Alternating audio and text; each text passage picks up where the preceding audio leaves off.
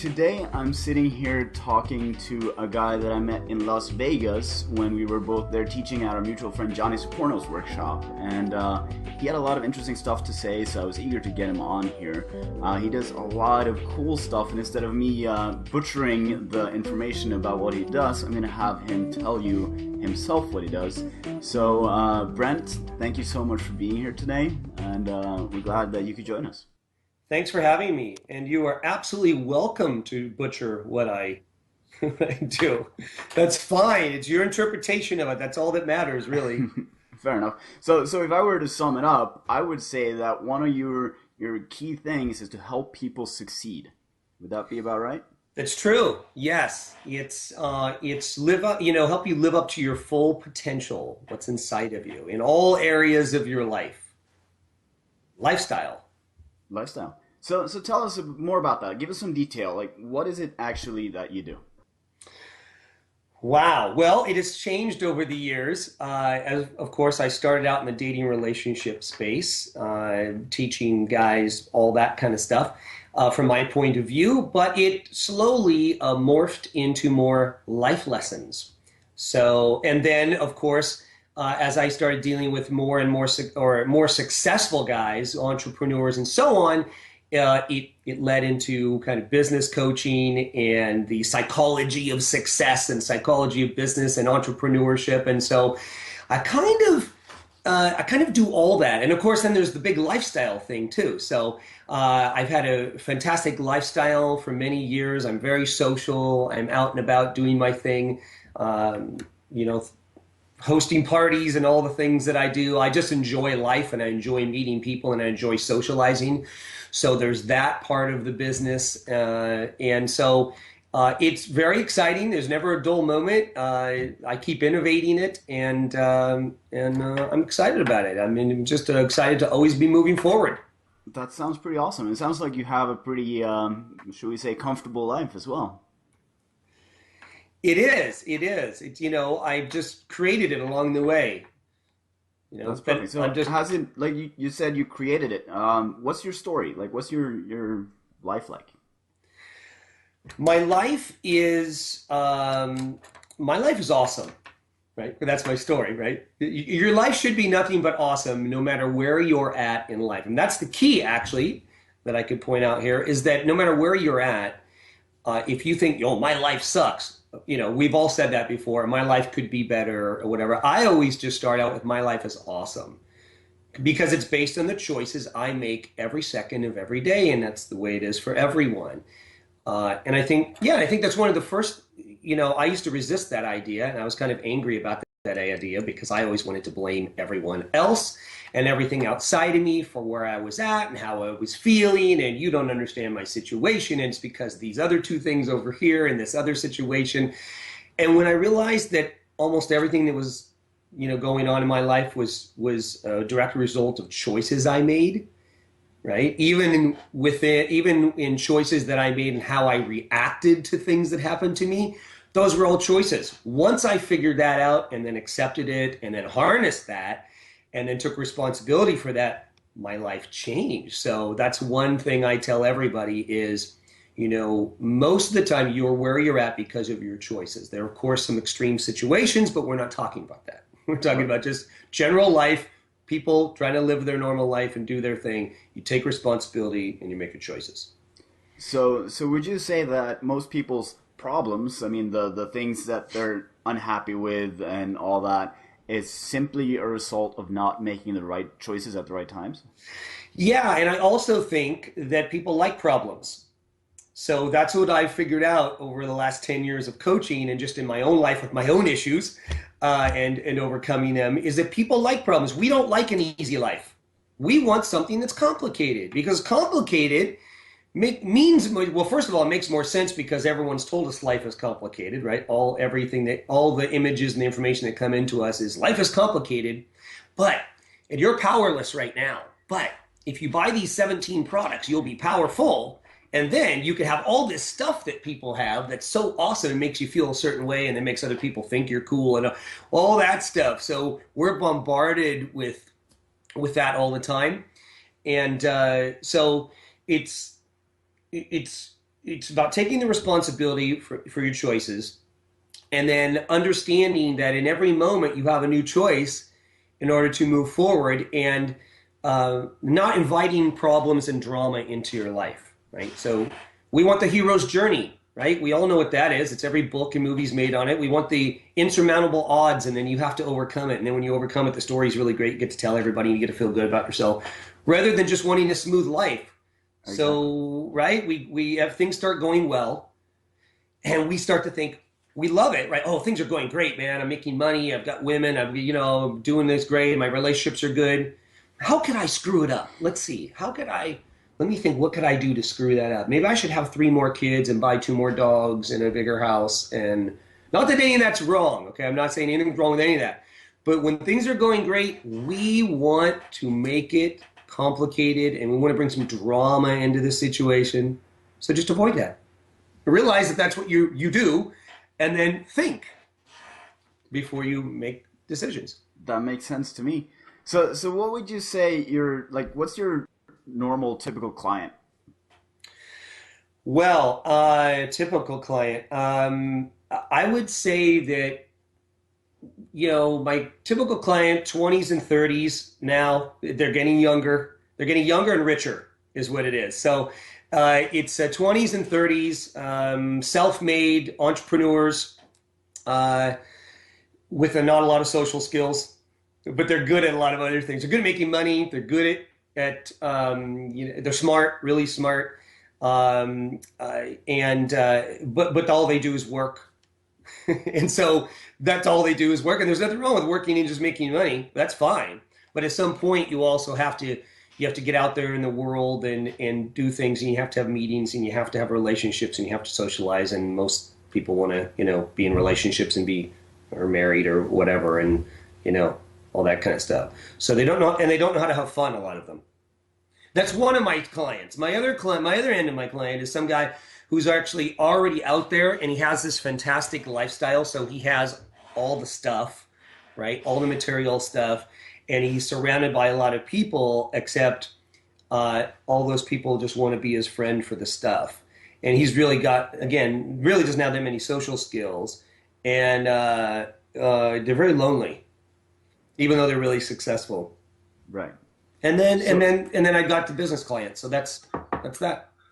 Okay. So let's start out with these guys that come to you and they have all these toys and they have all this success, but they don't have the life that they want to have. Mm-hmm. How do you work with them? What do you do? Well, we figure out what they want first, right? What is it that you want? I mean, look, all the stuff that you have is going to be someone else's someday. It's just temporary. All of it's temporary. So it's great and it's fun, and you should have it if that's what you want. And if that's a great lifestyle, then have a great lifestyle. But you've got to connect with people.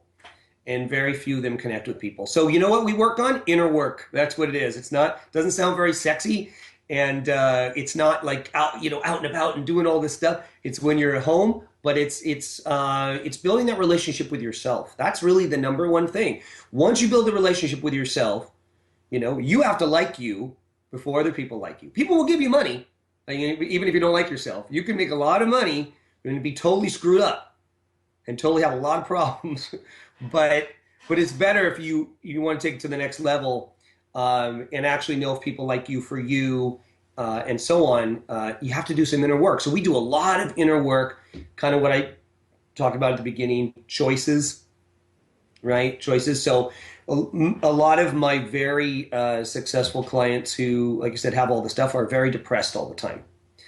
Believe it or not, they're depressed all the time. So they have the same issues that everybody else has, except they're more magnified because they don't think they should have the problems because they've got money. So they should all be gone away, and they thought they probably would, but the rude awakening is when the problems are just larger. And so they're depressed all the time. They still think they're not good enough. It's amazing. And then everybody around them wants stuff from them, and this happens also to guys who are, maybe don't have a lot of the stuff, but they become successful pretty quickly, like in tech and so on, and they're young, and they've got a bunch of people around them advising them on what to buy and what they should be doing and all this stuff. You should do this and get this and do. right? And no one knows what they're doing. No one knows what they're talking about. And so these guys are floundering out there. And, they have low self-worth. I know it's amazing to most people when I tell them, but, I'm the guy who they call in, when I need to talk them down. They won't go out of their hotel room, right? Like I have to talk them down. Like they have a business meeting, they make money, they do all this stuff, they're the captain of the world, all that kind of stuff. But then they can't navigate anything else, and I have to be the one that comes in and talks them down, right, off of a ledge, basically. It's crazy, but it's true. It seems to me that a lot of these successful people, especially young successful people who got there quickly, falls into the trap of believing that the more they have, whether it's money or status or whatever it is, the more access they're gonna have to the things or experiences or the connections or whatever that they Mhm. want in their life. Is that your experience as well? Yeah, I think they've been told that and they've been shown that, and the more things they acquire, the heavier, the weights around their their waist is, pulling them down. So I think that, yeah, I think you know what? Look, I think that's the way for anyone, right? It's not just a specific type of person. It's that way for everyone in life. I think that we say, oh, we're going to acquire all this stuff and we can have access. But look, all you have to do is look around. Their entire industry is built around, being able to create whatever life you want on whatever income you have and still be able to travel and make your own decisions and run your own show and not work for someone and all these little things and have a small business. So it's just about creating whatever life you want. There are people doing it right now. All you have to do is surf the internet and you can find all these people who will teach you how to do that, who are doing it, who are nomads, who are traveling of every age. They come from every background, every walk of life, and they have just decided that they're going to do something different or actually live a life that they've thought about and they've created it. So how do you take these people through the? Because obviously, if they're not, happy, if they're not having the experience of life that they want, they're making some wrong choices. I'm guessing those choices are made based on, what they think might be the right thing, or as you said, it's that subconscious need to kind of screw things up for ourselves. How do you guide people through the process of being, at that point in their life to getting to where they can make the choices that will actually bring them the things that they want? Well, I always ask them what they're getting out of making the wrong choices because you don't do anything unless you think you're going to get something. That's the bottom line for humans, right? What's in it for me? What can I get out of this? Or what do you think you're getting? Okay. And then in your experience, what has happened? Let's just look at the numbers. So, especially for really smart people or really successful people, they think somehow their personal life is different than their business life when they're similar in a lot of ways. So, I always ask people to relate it to what they're very successful at in another part of their life. And then it's easy to understand. So anyone can do that. You don't need my guidance. Anyone can say, okay, well, if I ran my business like that, how would that work? If I was putting out all this stuff and getting no return on my investment, would I be able to stay in business? Absolutely not. So, so if my decision making, if the result of my decision making, if the impact is negative and over and over and over, wow, then maybe I need to make a different decision. I need to try something new. And I think the other thing is everybody thinks things are so finite. Like, if I make a decision and make the wrong one, it's going to be horrible. I always encourage everyone to think of it as a fun experiment. So don't make it so overwhelmingly final in your head and like oh my God, if I screw this up. So it's just, you're trying a fun experiment. Look, you've tried all this other stuff. Here's the outcome. It's not the outcome you want. So let's just try something new, just for fun. Try it for 30 days. Commit to trying that for 30 days. See what's happened. See what happens. Look at the evidence, especially for those analytical people out there. Look at the evidence. Run the numbers. That's all you have to do. Put it on regular paper like you always do and run those numbers, or however you run it in your head. It's just like running your business. If you're losing money, stop doing it. Pivot and do something else. Don't be attached to the old way of doing things and move on. So basically, what you're saying is that, or what I'm hearing you saying is, you dive into or you take a look at what they're already doing or making the right choices in, and then you have them use the same method in these other areas of life that they're not making the right choice. That's right. So, for instance, and I'll relate this to my kind of dating relationship business, since that's where I started. If I meet a guy who, for instance, has a lot of money, he's got his own plane, and his thing is that he lives in New York, he's out on business in LA, he meets a girl who's a waitress in a really hot restaurant, he likes her, they exchange information. He goes back to New York. He says, "Come visit me. I'll send my plane for you." Sends the plane to Los Angeles. Picks up the girl. Girl comes back on the plane. He spends $10,000 or $20,000 on the weekend on her, plus a couple $100,000 on other stuff, plane and fuel and pilots. Right? At the end of the weekend, she gives him a nice kiss on the cheek. Comes back to Los Angeles. Plane comes back empty. Okay, you see, it all starts adding up. It's a lot of money. So he'll tell me that he does this over and over again. And I said, "Really, what's the result of that? Tell me all the details, yada, yada, yada. I get a kiss on the cheek at the end of the weekend. And no, but I think it's going to happen soon. She's going to be my girlfriend, or we're going to sleep together, or I think she likes me, or I'm going to now go do this with this other girl." Say, "Okay, wait a second. I just want to make sure I have this correct. How much money did you spend total, would you say, on that one weekend?" And he'll tell me, and I don't care what it is, $147,000. It's usually a lot, right? Especially if you have a plane. So I will simply say, let me see if I have this correct. You spend $140,000 to not get laid? If you ran your business like that, would you still be in business? Would people invest with you? Like if the guy's a money manager or whatever, would they invest with you? I mean, really? Why are you running it different than you would run your business? Why would you run your personal life like this? You don't need to do any of that. That's a horrible return on investment. Stop doing it. So once I put it in the terms of what they're used to, what someone's used to doing or thinking, then they understand it. So you have to kind of lead people to that instead of blindsiding them with a brand new way of thinking that's going to take them a long time to come around to. That's what coaching is about, right? Coaching is about, taking your own experience, taking your experience in teaching, and helping people shorten the path between what they have and where they want to be. And then along the way, also pointing out some things that they don't see about that process, or about what really is in their way, what's holding them back, what's stopping them, what's making them stuck, what's causing the same thing to happen over and over and over and over again that they just can't see because they're too close to it. And so whatever I have to do is what I do. So I always thinking of how could I relate? I have to relate it to something that you're already doing.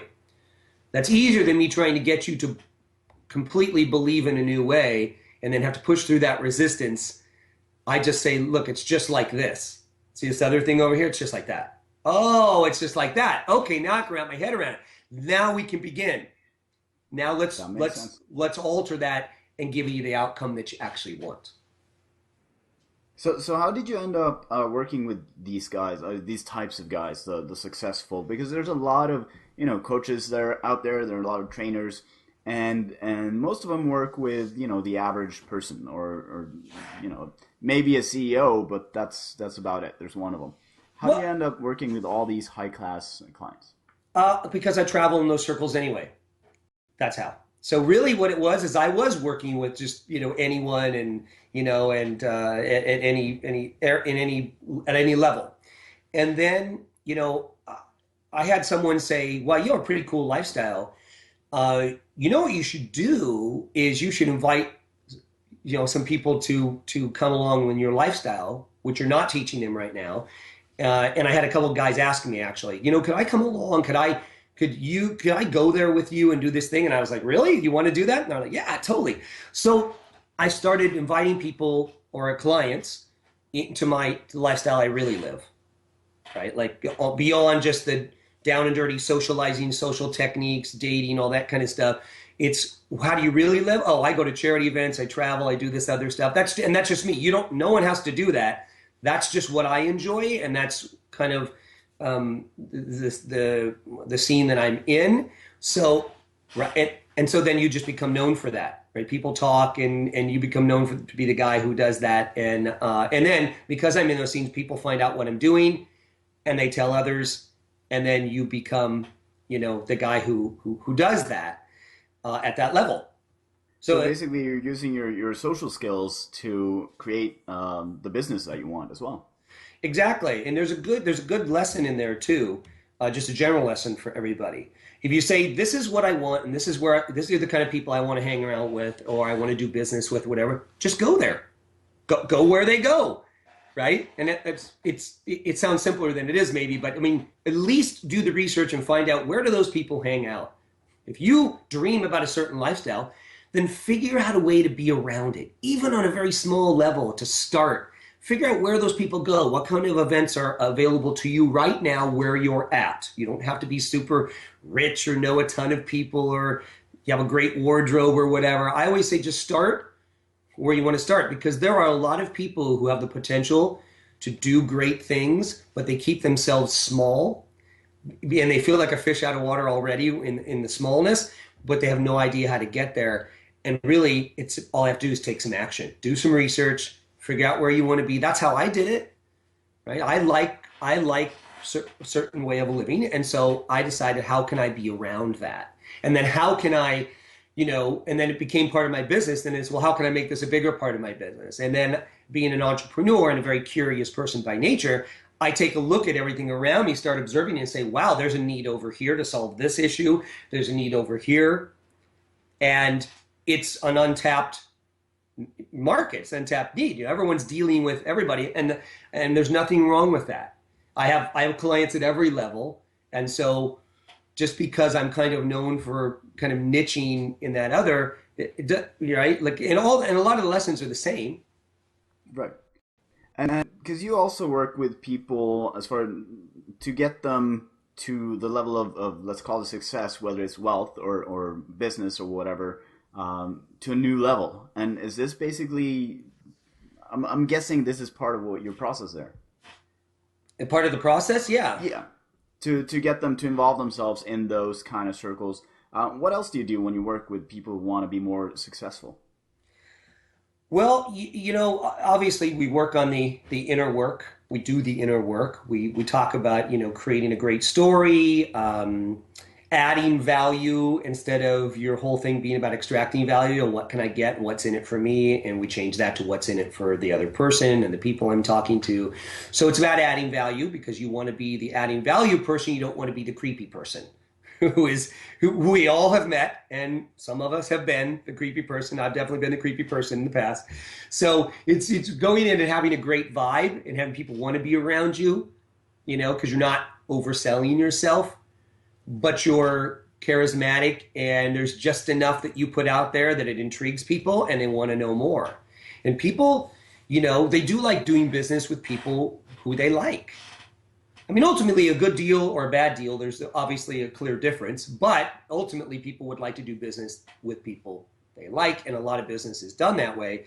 And I will tell you that a lot of big business is done not at the office. That's another, thing that you have to understand is that a lot of big things are done in partnerships and big deals are not done in a boardroom. They're done at 4 o'clock in the morning, drinking champagne in the south of France or at some private club or, that's where people bond. And that's why you see people come out of nowhere with these big business deals and stuff. It's almost nothing to do with a formal meeting. Social. It's being social. It's going like when you and I hung out in Vegas. Mm-hmm. It's that social. We had a couple of drinks. We fraternized. We hung out. It was very low key. You get to know each other, I think, much better that way. And because we both have those skills, right? And you were organizing little get-togethers and I was organizing little get-togethers. People appreciated that. They loved it. It wasn't about business. It was about having fun, right? And helping other people have fun. And when you can do that and you do that consistently, it's back to adding value. People appreciate that. Right. And they want more of it and they want to be around it and they're inspired by it. Mm-hmm. So it sounds like you have almost a little bit of an unconventional approach to business. Not, because I talk to a lot of sales coaches and stuff, and they're all about, how to get the meeting and how to get into the office and how to sell the best in that meeting in the conference room with the whole, firm or whatever. It doesn't sound like you're too interested in that. Well, no, I am interested in that. Absolutely. And I do teach that. I'm just saying that, in some sense for an entrepreneur, And even for a salesperson, if you can do both, that's great. That's really what it is. I'm just saying that if you add the social to it and the schmoozing and the being able to kind of be a chameleon in all kinds of different areas and add that to what you already know, sales psychology, prospecting, appointment setting and things, those are very important. Absolutely.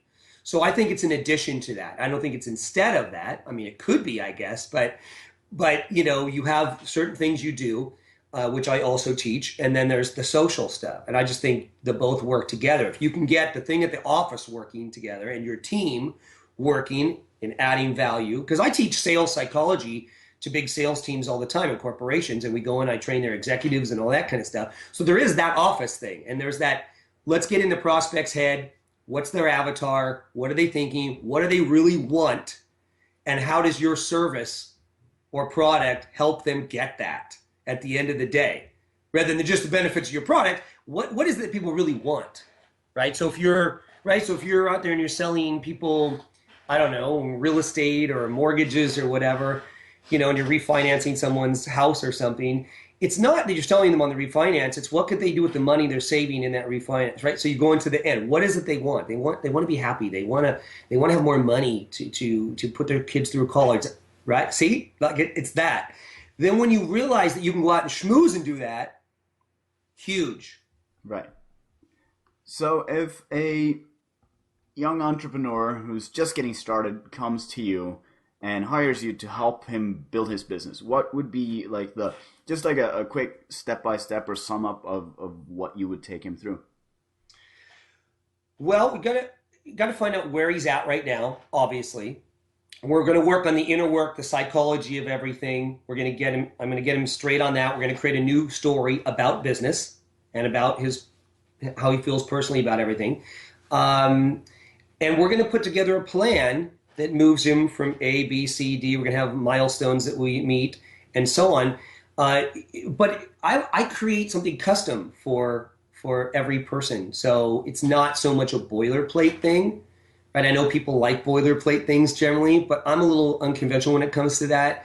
I kind of figure I get to know the person, the client, and then but the outline is that it's inner work, a lot of inner work, like getting your head together, and then figuring out where you want to be, all kinds of different ways to do that, both conventional and unconventional. So there's a lot of thinking outside the box, how to disrupt an industry, what could you do that no one else is doing, where would you have no competitors, where do the bottom feeders hang out, what would no one think of doing to promote this service or product, how can we get to those decision makers that you could collaborate or partner with to take your business to the next level, other than calling them on the phone, trying to get a meeting with them. How else could we do it socially? That's awesome too. And then how could I get him involved, him or her involved in being in those situations where they can meet those people socially rather than so much business like. And then just a lot of different things. Sometimes I have to go in and help them build their teams at the company as well, and so that everything's cohesive and everybody's doing the same thing. And we all, at bottom line, is we talk about adding value. That's what we talk about. Everybody wants to make money for themselves and investors and so on. And I understand that. And that's all great. There's nothing wrong with that.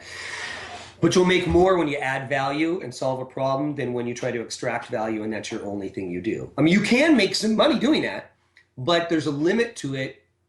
And when you add value, people want to give you business. And that's different. So does that make sense? To me, that makes perfect sense, because that's kind of my thinking too, being a value provider instead of a person that's just kind of grabbing onto whatever value people have for him or her. So that makes perfect sense. Now, you've mentioned a few times that you also work with corporations, not just entrepreneurs and people who are starting out, and not just a social aspect, but actually with corporations to help them evolve or get new and better results. Tell us a little bit about that. Yeah, and it's kind of the same as what I was just saying. It's basically taking the corporate culture, figuring out what that is. Some of it needs to be innovated and changed, but they're not sure how to do it. And corporations are very slow because there's a lot of big corporations because there's a lot of bureaucracy. And so it's going in. Everyone's got their little thing they're protecting within there, and it's all about what can I get, right? What can I get, and how can I keep my job? How can I not lose it, right? So, and how can we get more of what we're getting from what we're selling and who we're selling it to. So I go in and we really just talk about changing the whole idea behind it, the whole sense of let's add value, let's give, and let's instill that in every employee who works at the company, in every position as well, not just sales or marketing that seem to be getting the biggest budgets and so on, but and it has to come from the top down too. It has to come from the top down. So the leader has to be in, or the leaders have to be in, and they have to be committed to it. And basically, it's just a process of showing them how the bottom line will increase because of this change, right? Rather than saying, "Oh, what you guys should do is have a giving attitude." Okay, Right. what does that You gotta mean? make it a bit more. Right. So you have to really instill in every single person that there's a way to help and give and inspire within what you do, and that you will receive more by doing that. Not that it's about always receiving more in the regular world, but in business, of course, people want to increase the bottom line and make more profit, right? Right. Of course. So it's about increasing that bottom line, and then it's really just about instilling in every person that same idea of adding value, adding value. And, we go deep into psychology of the prospect and the customer. What do they want? How are you going to help them get that at the end of the day? What do they really want? And we do all these exercises where we do an avatar and figure all that out. And it's about inspiring people too. So many people, when I find that I walk into a room with all people sitting at desks on phones and stuff, they're uninspired. They're bored. They're kind of angry. Oh, this job sucks. Why am I doing this? When I really want to be over here. And it's really about going around and saying, look, everything you could ever want in your whole life is on the other end of that phone, or is, you adding value and changing your attitude. And then do whatever you want. Move on, move to another place, start your own company, whatever you want to do. But it starts with being excellent here, rather than saying, oh, I hate this place, I hate my job, and I hate the customers are all idiots. That's not going to be a way to be successful. And a lot of corporations get so big that it comes down to that, and no one's watching it because everyone has so many things to do and it's out of control. And so they say they have internal systems monitoring that, but they really don't. And everybody's trying to protect their thing. And so nothing's wrong with that, right? So when I go in, I don't say anyone's wrong. I just say, hey, consider this. Let's try a few new things and see if you guys even make more money and can provide more value to client, and have people talk in positive terms about your company and what you offer rather than negative. How would that be? And you all could make more money and get more bonuses and, buy bigger houses and nicer cars and send your kids to college. I'm like, whoa, that sounds great. So when you frame it like that. Yeah, exactly. And you touched on something that I personally think is very interesting, because you were talking about how these people are sitting around and they're totally uninspired and they're just kind of going through the motions, and they don't really put any more effort into it than they have to, because they're telling themselves that this part of my life sucks, or it's boring, or it's whatever. So I'm just gonna half-ass it and then just ignore it. And they don't really realize how much damage they're causing their own life and themselves, because they're not putting in their best effort at every point in their life. And That's I right. always talk about how anything I do, I try to be a little bit better at than the last time I did that thing. No matter what it is, no matter how boring it is, doing the dishes or whatever it is, I try to do it a little bit better than I did last time. So I'm always kind of pushing forward. To me, that's very inspiring. To me, that's one of the things that pushes me forward is the idea of always improving, because I've seen the effect that improving in one field will have on the rest of my life, and if nothing else, just my mindset about it. Yeah. So it's about really to be grateful for where you're at. Okay, be grateful that you have a job and that you have your health and all the good things that are happening in your life. And it's maybe different for everybody, but you make up your own list about all these great things that are happening in your life, and that's a good place to start. because you don't have it so bad. There's always someone who has it worse.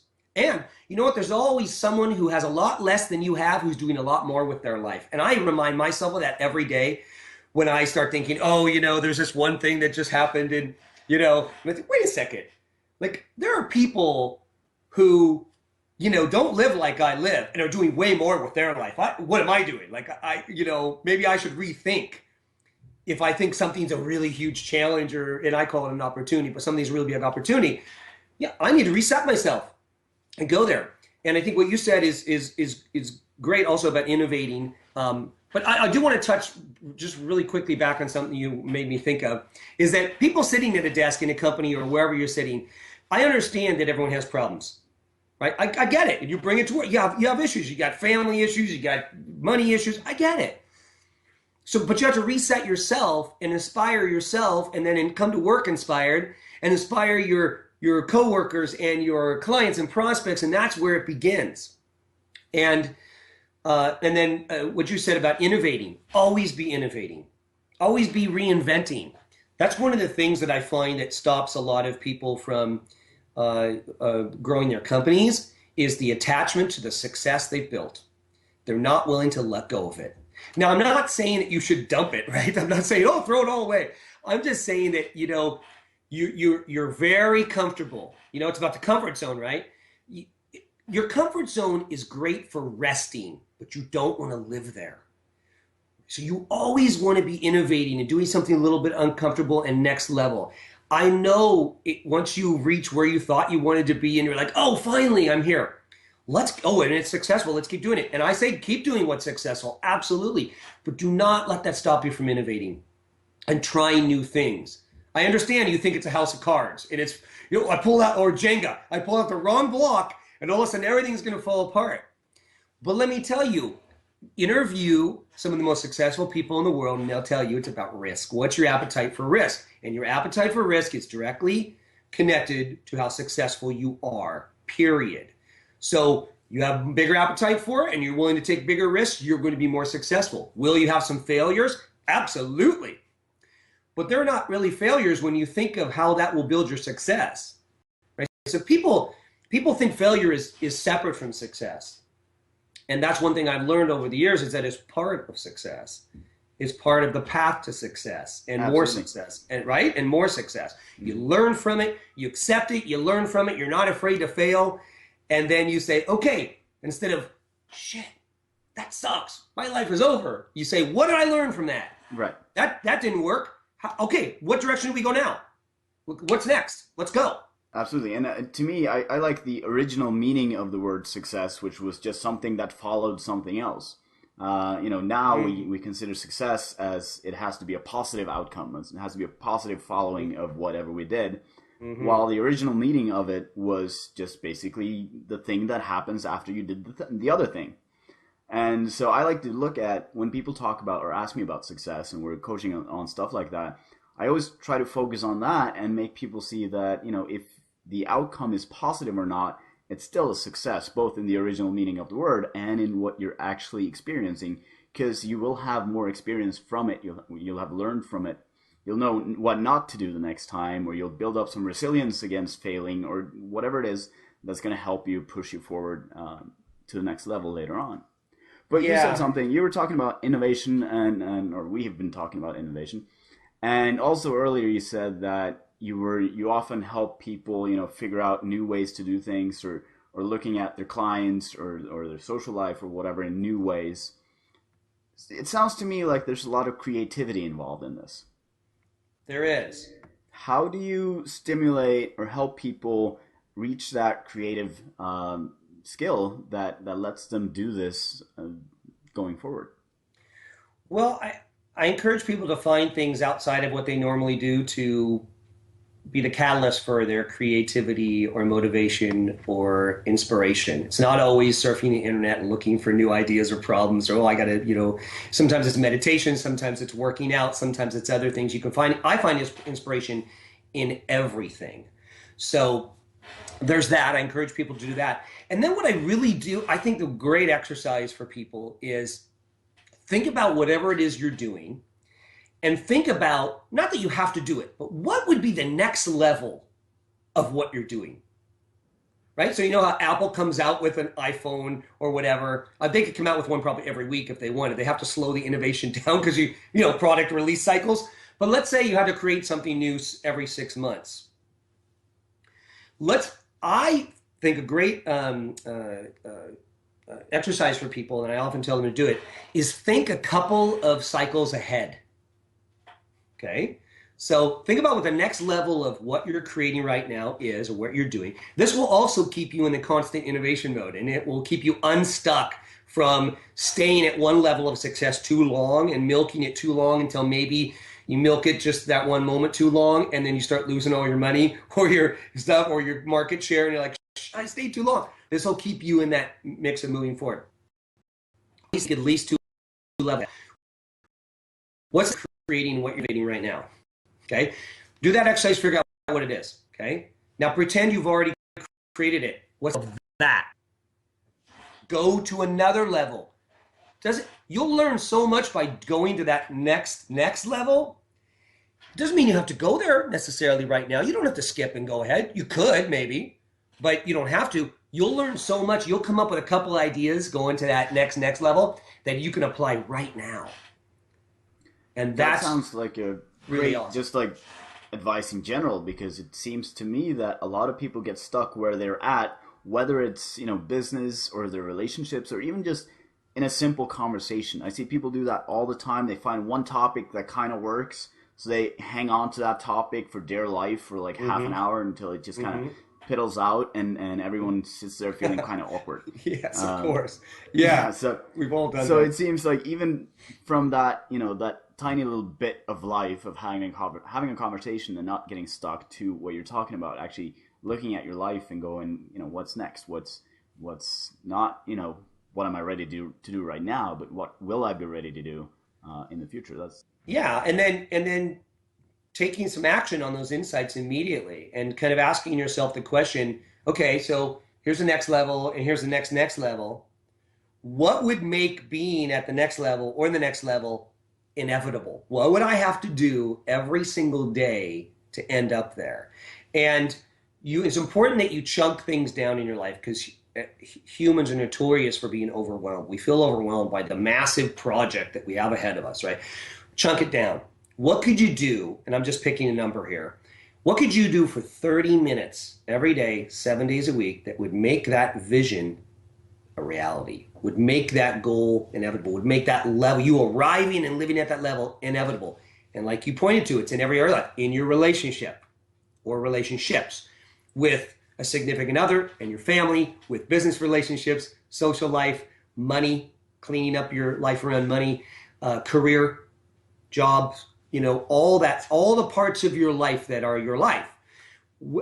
And what could you do for 30 minutes a day in certain areas, or 20 minutes a day, or break it up and, you know, and do certain things, you know, 3 or 4 things a day. You'll wake up one morning, once it's a habit, and it will be happening because you're taking action towards it. So you have to take action immediately on everything.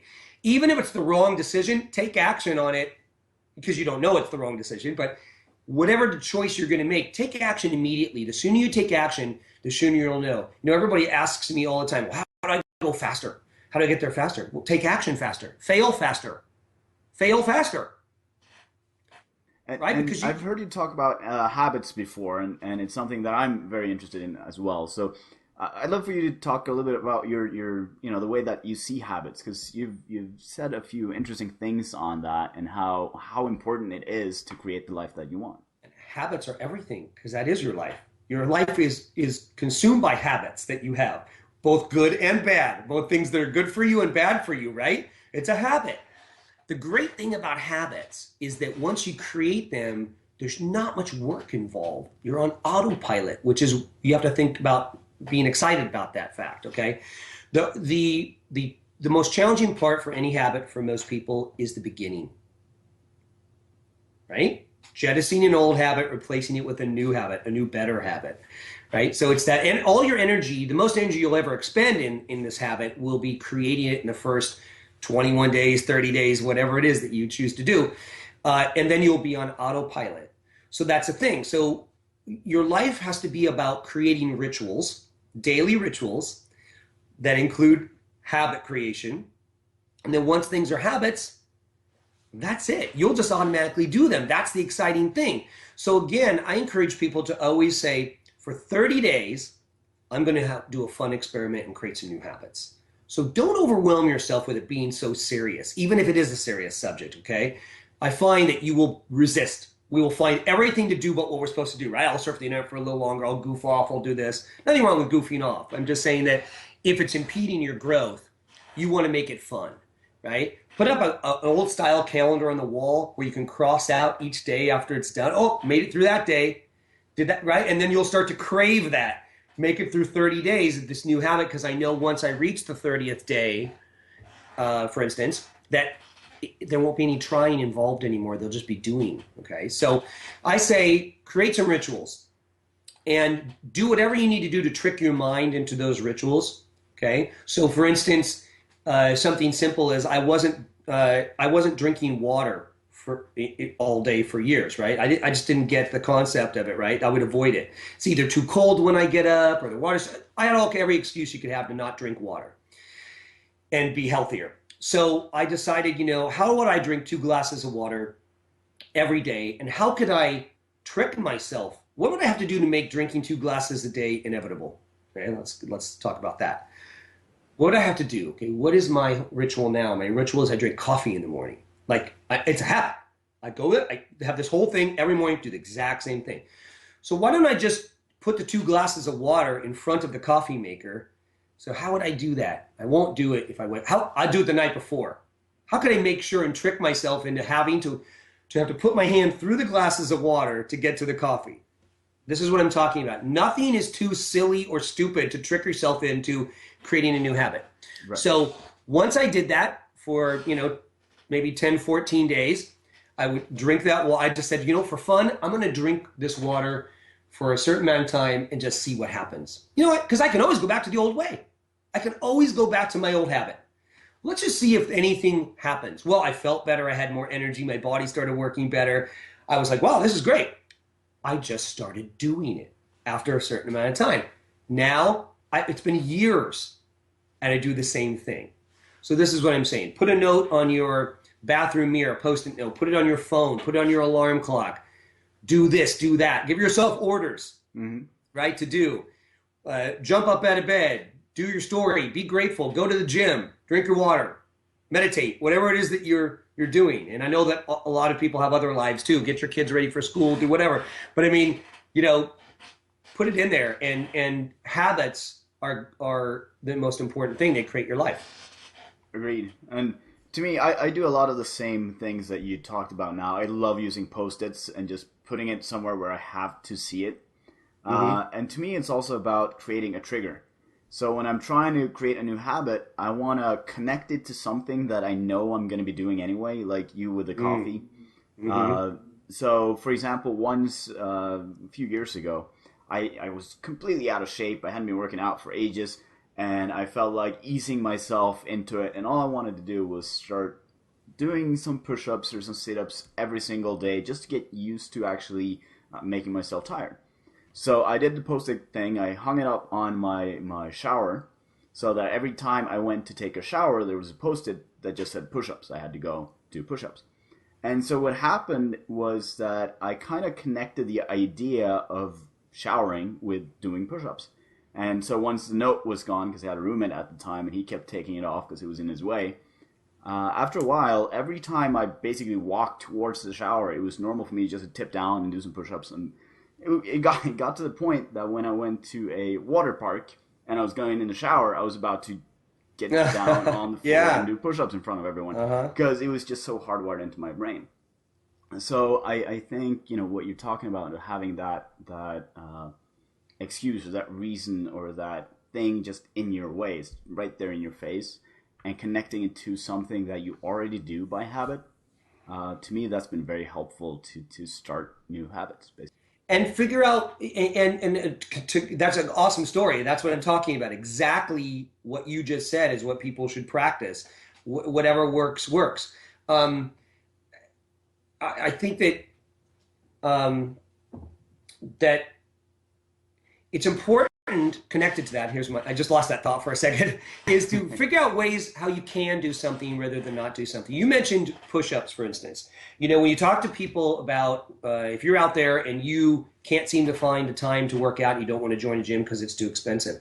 Well, push-ups are free and they're quick. So are sit-ups. So is running in place. Great example, right? So drinking water, getting a little healthier, that's free. It doesn't cost you anything. So have the mindset of always thinking about how things are possible. How would you do them if they were possible? Why would they be possible rather than where our minds always go, which is, oh, it's impossible. And here are all the reasons why I can't do it. We get caught up in that, me included. I mean, I've been caught up in that years and years ago. That's what I used to always say. Oh, well, I can't do that. You don't understand because I've got all these things in my way and I can't go here. Right? You got to start thinking, how is it possible? How could I do it? How could I get exercise? I could do 15 push-ups every morning. If you just did that, that's an improvement. I could drink 2 glasses of water and do, right? I could get up and tell myself when I get out of bed, instead of this day's going to suck and I'm not looking forward to it, you could say, this day is awesome, right? I'm so looking forward to this day. If you just did that, that's free and it's a small tweak. But imagine if you start adding all these things together, how your life will systematically improve without really deviating too much from what you're already doing. And like you just said, it's an add-on, is really what you're saying, to what you're already doing. Absolutely. And it seems to me like one of the things that I hear the most, and I'm guessing it might be true for you too, when I talk to clients about creating new habits or doing new things or adding this to their life, the number one protest I always get is, I don't have the time. Yeah. My schedule's full. I don't have time for this. How do you deal with that? Well, you work on how you could have time for it. What could you alter? We always think things are finite. Well, you don't understand. If I'm 2 minutes late to the office, I could get fired or I get reprimanded. And I understand if that's your situation, then I understand that. But let's figure out a way. There are ways, okay? Well, Brent, I go to bed at midnight. Why do you go to bed at midnight? Well, because I stay up and I watch the news or I watch, late night or what. Stop doing that then. I mean, that's a simple way, right? Like no one's forcing you to do that. So again, it's looking for ways, and I understand everyone's busy. What is your priority? Now, of course, there are certain things that are going to be priorities, right? You have a spouse or a single other, you have kids. I understand all that. You got a house payment, you got all that stuff. Fine. But still, within there are things you can change and alter and tweak and innovate in order to have these things added to your life. And a lot of times, like we were just speaking about, it's about replacing, not only adding on. So let's say you can't add on, you might need to replace something with something else. You might just need to stop doing one thing and start doing the next, and starting is the biggest thing. So, you have to be really organized when you're busy. You just have to be really organized. You have to learn how to delegate if you're in the position where you can do that, whether it's a question of having a little bit more money to do that, or, there's things that you're wasting. This is a big conversation, but it's basically look at your life honestly. Take a look at it and just spend some time, even if you have to write it down and make notes. Where could you carve off some things that you don't need? Do you really need to go to Starbucks and spend $3 a day on a freaking latte? You love it. Oh, I need it. And I love it too. I love going to the Coffee Bean. But do I really need to do that? What if I put $30 a week into some fund right? Added it up and that's a gym membership, right? So it's about where can you tweak what you're already doing? What things do you really not need to do? What could you do? How could you make extra time? How could you delegate? So this is the process. It's as simple as that. You just go through and take an honest look, and you have to be willing to slow down for a moment and do this. Okay? If you're a people pleaser, you're trying to get things done, everyone's counting on you. At the end of the day, and you'll agree with me on this, I'm sure, that you're not going to do anyone any good if you end up being run down, sick, ineffective, and you can only do that for so long. So you're going to have to, take control for a moment and say, I need 10 minutes. to meditate or of quietness or to think of this, or I need to go somewhere for a half an hour and get my thoughts together. Be brave enough to do that in your life or with people you need to tell that to. I need 30 minutes. I need 15 minutes. Look, your life depends on it. And I always say this to people. What's the alternative? You're complaining about your life. The only way to change it is to actually change it. Right? So if you want to change it, but everything that people tell you on how you could change it, you shoot it down, how's that going to change? That's just more of the same. Yep. Right? So it just takes a lot of being honest with yourself. And look, everything that I'm saying, I had to do for me too. So that I didn't, look, you and I both are well read. We know people, we go to seminars, we have coached, and we have all those experiences. But you and I both have personal experiences in our own life, right? That we draw from. Our past, how we used to fail at things, how we had issues and problems, and right? So this is stuff I've had to do and work on myself. And so, and that's where a lot of this is coming from, stuff that's worked for me. Yeah, me too. And I've definitely been in a lot of these places that you're talking about. And you touched on something that was my problem for a long, long time. And that was making the right priorities. And to me now, there's no such thing as not having enough time. That's just another way of saying that I'm prioritizing my life incorrectly. I'm prioritizing things that are not, the most important things that I want to do or need to do. So I really like that you touched on priorities. We're getting close to the end of our hour, but I would love for you to say something more about that. Like, how do you go through the process with people to get them to get their priorities straight? Well, again, what do you want, right? What do you think you want? That's a better question I like to ask. What do you think you want? And what are you willing to give up to get that? That's another thing. What are you willing to give up? And when I say give up, everyone's mind goes to, I have to give up my relationship. And I'm not saying that in my health. I'm not saying that. In some cases, maybe. But I'm kind of joking. But the idea is, what do you have to give up? You have to give up your limiting belief about a lot of stuff, that there isn't enough time. I can't do it if I only had more money or more time or were better looking or, have the life this other guy has over here, then I could.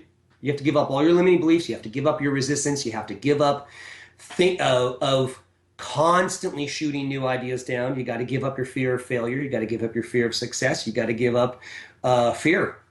You got to be courageous. And so it's, what do you want? Okay, so now we know what you want, and you're going to have to push through all this stuff. Then there's practical stuff. Again, let's chunk it down and make it really simple. And I always tell people also, if you want, put a little Post-it note on your laptop or wherever you're at, and it's, what's the most important thing I could be doing right now? That's a good question. And are you doing it? I have to do the same thing because, look, I have a lot of things going on. I'm creative. I want to goof off. I want to procrastinate. I want to do everything other than what I'm supposed to be doing. Right. So I got to keep myself on track and manage not only my time, but more importantly, manage my energy, because that's what it's really about. Because you get lethargic and tired. I think energy is actually more important than time. So it's a manage. So it's, what could I be doing right now? Am I on track, or am I goofing off in a non-productive way? There's nothing wrong with relaxing, taking a break, goofing off, meditating, exercising, listening to music, having a cocktail. It's all fine. But if you're not productive and it's hurting your life rather than helping your life, then what's the most important thing you could be doing right now? So it starts out with setting that priority and often asking yourself that. And then blocking off little portions of time. And like I said, you're going through that list. Tell me about your day. What do you do? Like, what time do you get up in the morning? What time do you go to sleep at night? Right? Can you delegate any of that? Could you pull that in a little bit? Could you go to bed at 11:30? Could you get It's amazing what you can do when you carve off 20 minutes here, a half an hour here, 10 minutes here. You'll still have a life that you want and a great life and all those things, but you've got, you're creating new habits. So that's the start of the process. So it's understanding that you have to choose. And here's a big one. Be willing to say no. We want to say yes, don't we? I want to say yes all the time, of course, right? Everyone asks me to do all kinds of stuff. Do this thing, come here, do this interview, go here. I have to say no to a lot of it because I know better, right? And I know that doesn't behoove me in my energy and time management and all that stuff. So be willing to say no. Okay. There's helping people, and then there's, like we said, being run down and ineffective, and you're not helping anyone, right? So what do they tell you when you're on the airplane? What do they tell you to do if the mask drops down because we lose cabin pressure? Who do they say to put the mask on first? Yeah, exactly. You can't help anyone else if you're passed out. You put the mask on yourself first, and then you help your child or the person next to you. That's the way you do it, right? You have to be healthy. So learn to say no, and and we just go through the priorities. Right. Yeah. Sounds perfect. Sounds like excellent advice for our listeners and viewers as well. And we're gonna start wrapping it up now because we're hitting our hour mark very shortly. And I just want to thank you for being here. And please let people know where they can go to check out more of your stuff and your book and all that stuff. I know you have a very popular YouTube channel as well. Yes, well, thanks for having me. First of all, I appreciate it. It was a great conversation. You can go to my main website, Brent Smith Lifestyle, and you'll have access to everything I'm doing in my world and my products and so on. You can also just type in Brent Smith to YouTube, and you'll find a lot of my self-development and improvement stuff. I'm also on Twitter, at Brent Lifestyle. So, type me in, you'll find me. I'm pretty much everywhere. And if you want to send me an email, you can email me at Brent@BrentSmithLifestyle.com. I'll do my best to answer your questions. And again, I appreciate being on the show. I appreciate having you, and I hope we can have you again at some point in the future. Yeah, we'll look forward to meeting up again. We'll have some fun. Absolutely. Sounds good. Okay. Great. Thanks. Okay, thanks.